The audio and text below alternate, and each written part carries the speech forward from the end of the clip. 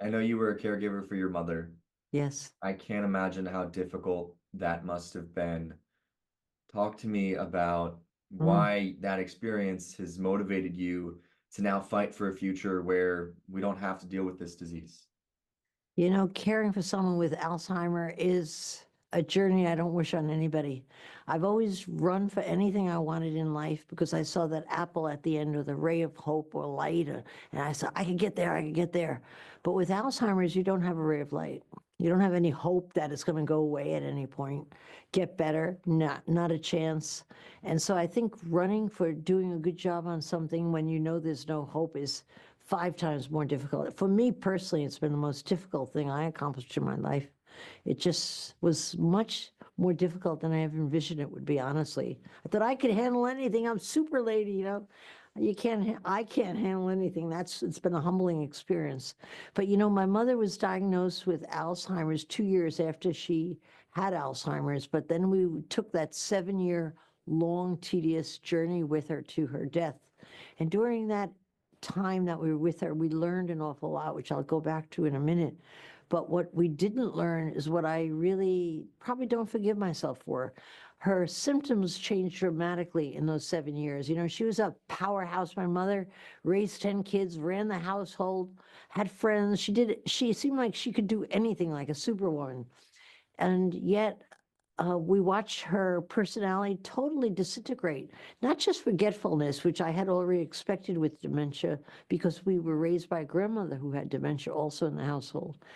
But it wasn't just forgetfulness, it was crying, irritability, restlessness all the time, wandering, shouting, repetitive questions like an angry way. It's like, where did mom go? You know, we couldn't find any ounce of that other lady that we used to know and love. But we should have recognized that something else was going on. And what was going on is agitation, Alzheimer's, dementia. And we could have spoken to the doctor and or heard many caregivers and said, what else is going on? But we didn't, we just thought it was part of Alzheimer's. It's not. I've since learned that about half the people living with Alzheimer's show signs of agitation, Alzheimer's, dementia, and people don't know it. They don't even look for it. So that's really why I'm on the road trying to get the message out because I think it can be very useful for people.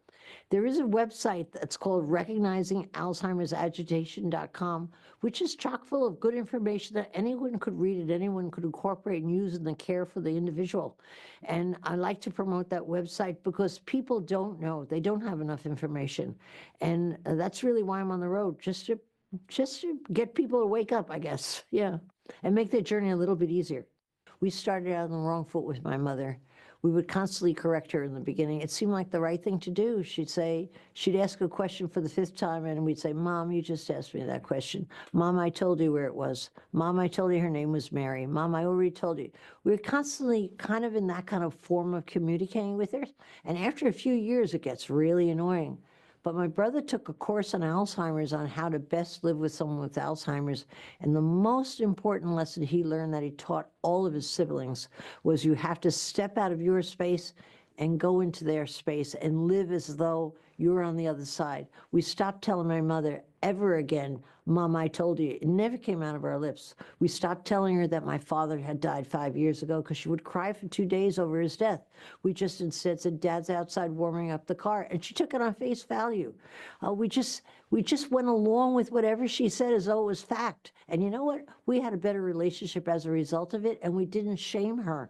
Because what a lot of people don't know about people with dementia, any form of it, is they do feel shame and embarrassment. I mean, they might not all be there, but they remember the emotion of shame. And so once we made that transgression over to I think that's the wrong way, transition over to the other side, it made it much easier for her. She was happier, you know, on a good day. And we were happier every time we were with her. For me, it was particularly difficult because I'm very good optimist and I'm very good at accomplishing what I want because I could see a splinter of light at the end of any tunnel and run like crazy to get there. This was the hardest journey for me in my life because I couldn't see a splinter of light, and yet I still had to run. And that, I guess, for my personality type, I took it a little harder than usual because I constantly had to recommit to the process. and without thinking that I could change anything. And I usually can figure a way to change anything, but this isn't one of them. So for me, as well as my siblings, but particularly for me, I had to learn patience, which is something I've never learned in my life. I guess I'm more patient now. I don't think I want to be, but I've learned patience from the whole thing, yeah, and to run when there's not really a lot of hope. So I'll tell you, hope, the word you just said. I and my family, we all have these bracelets. I got them a few years ago after her diagnosis. They have three words on them. It's hope, faith, and love. And I Wow. find that hope is the hardest one, exactly for the reason that you're talking about. Well, you can change your perspective of what you're hoping for, like final years with your mother that are enjoyable, more enjoyable than you expected. You'll be hopeful that you see her more, hopeful that you at least have this time with her. But I think to have the kind of hope that I always hoped for was a solution. And there really is no solution. I think you're better off paying attention to the other two pieces of the bracelet. It's probably more realistic, you know? Um, Yeah, for us, because I work so closely with Alzheimer's Association, our hope comes in research.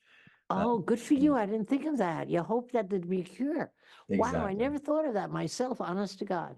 So that's one of the really cool things. We partner with Mm, the Walk to End Alzheimer's IMC, the event. My mom got to come and be a part of the ceremony last oh year, and my she gosh. became a symbol of hope for folks because she's taking Leqembi, one of the FDA approved I medications. see.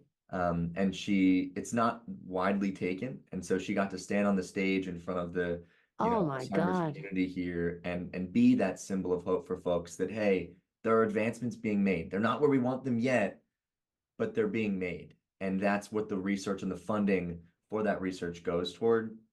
So on the personal level, that hope is so difficult as you're talking about. Well, how wonderful for your mother, but more importantly, or just as importantly, how wonderful for you that you would have that influence, It's nice. It right? You it should, helps. I hope she's cognizant enough to be so proud of you. She is, and I appreciate She you is saying that. good. Wonderful. Before you have to go to your next one, anything else you want to add on this? No, I'm just going to say congratulations to you because look what you've dedicated and look what the potential changes that you could change. That's not a right sentence, but you know what I mean. Yes, I do. Barbara, I Okay. really, really so genuinely appreciate your time. Yeah. Good luck with you. Thank you so much. Have a great Okay. rest of Bye your bye. day.